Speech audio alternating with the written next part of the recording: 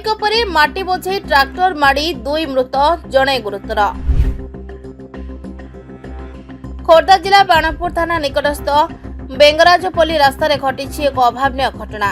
3 जण युवक खेल देखा तुमुरापुट पंचायतर प्रताप को बाइक जोगे जाउथबा बेले विपरीत दिगरु द्रुत गति आसुथिबा माटी बोझे ट्रैक्टरटी बाइक उपरे चढ़ी जाइथिला। फल 3 जन को स्थानीय लोके गुरुतर भाव में बाणपुर डाक्तरखाना भर्ती करथिबा बेले 2 जन मृत्युवरण करछंती और जणे गुरुतर आहत होईछि। 2 मृतकों मध्य जणे सरुबारी पदार बापी महापात्र और अन्य जणे पाटपुर ग्रामर चंदन सेठी थिबा बेले आहत मिलन त्रिपाठी को अधिक चिकित्सा निमंते भुवनेश्वर रेफर करा जायछि। खबर पाई पुलिस घटनास्थल में पहुंची तदंत आरंभ करथिबा बेले घटनास्थल ट्रैक्टर ड्राइवर फेरार हो जायछि।